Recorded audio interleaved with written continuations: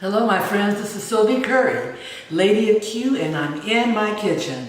Today I'm going to be trimming some ribs, some pork spare ribs. And this is because this weekend I'm getting ready for another competition, and hey, what the heck? While I film myself doing the ribs, I'm going to be cooking at the competition. Stay on with me and let's go get this thing on. Hey, Sylvie Curry again, Lady of Q, and I'm in my kitchen trimming pork spare ribs. Getting ready for a competition this weekend, and so I'm getting the trimming going. I thought I'd invite you guys all in to see what I do. Here we have a whole spare rib, which means the section which I'm going to trim out to be the St. Louis cut, and then there's the top part, which is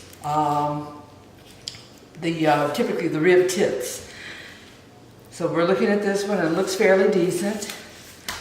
Sometimes you can't tell when you're looking in the cryovac.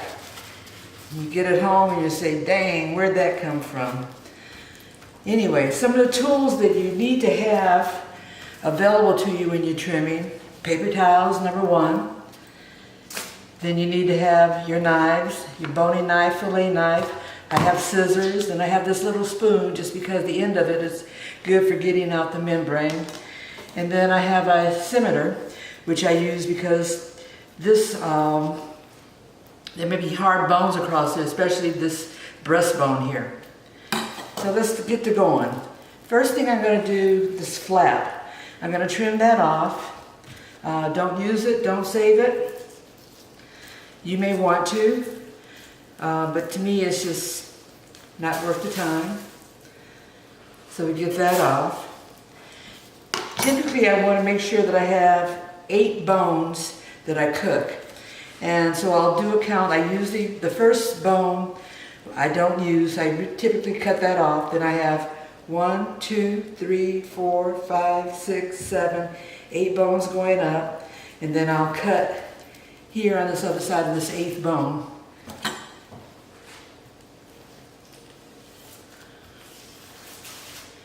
Get rid of that. Then we'll go here to, we're going to trim out my St. Louis cut. You look at the longest rib bone, and your cut's going to be in line with that longest rib bone.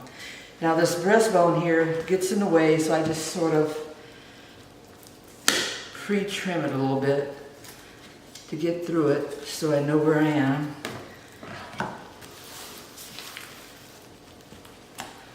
And so my cut is going to be somewhere like, line this up evenly.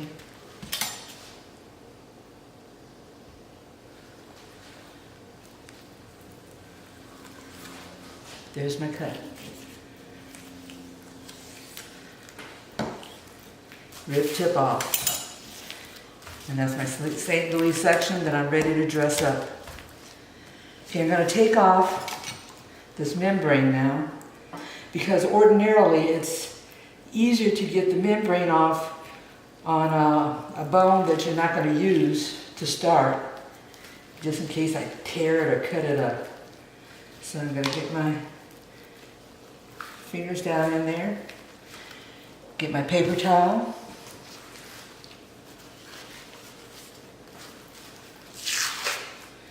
pull away. That wasn't a clean move, so I've got more here. Pay special attention to what you have remaining, because nothing like having a judge bite into a piece of membrane and saying, texture bad. Okay, so that's off. And then I'm going to turn it over. There's always this little fat pad over here on this side. And so we're going to cut through that fat just to see how much it is embedded in there.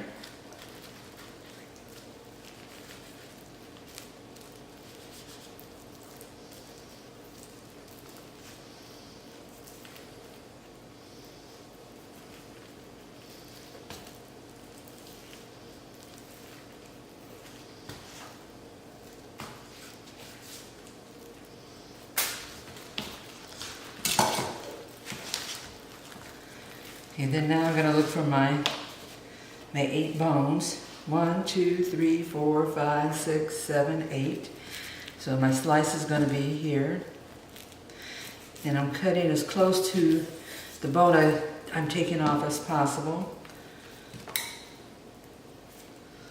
And big old pieces of fat, get rid of that. Let me square it off.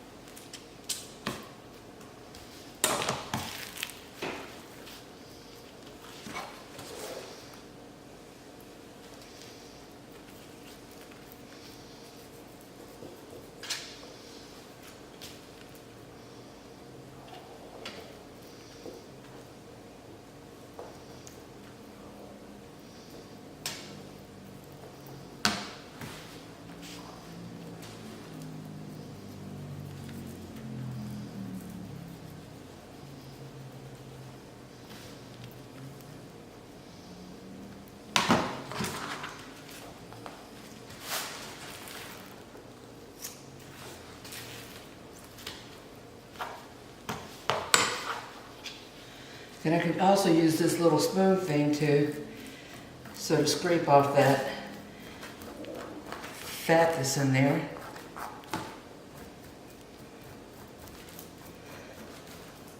That thick fat's not going to render.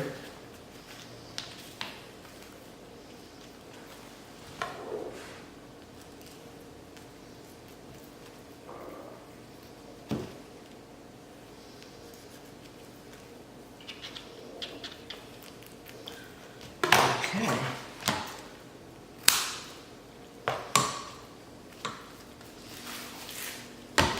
Turn over, see what I've got. Pretty it up a little bit here.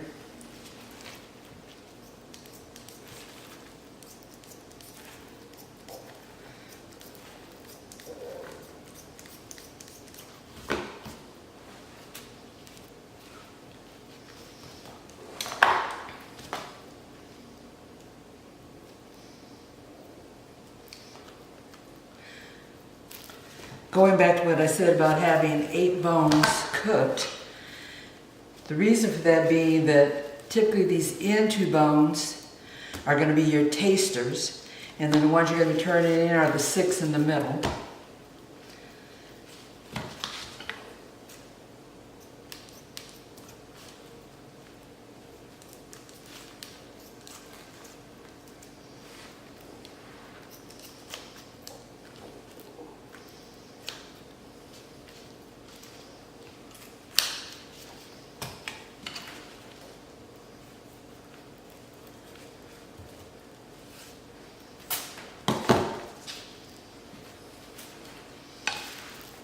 And sometimes, depending on how thick that fat is, I'll try to go in there and get rid of some of it, make it easier to render while cooking.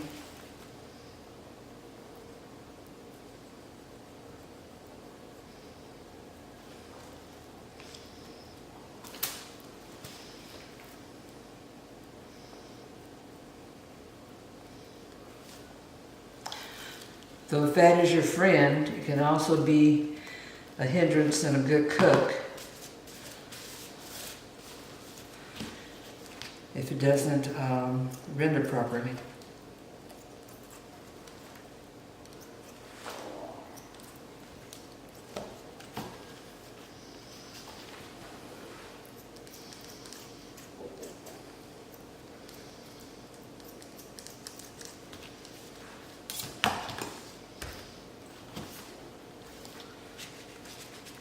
There you have it. St. Louis trim rib, ready for competition. Thank you for hanging with me. This is Sylvia Curry, Lady of Q, in my kitchen.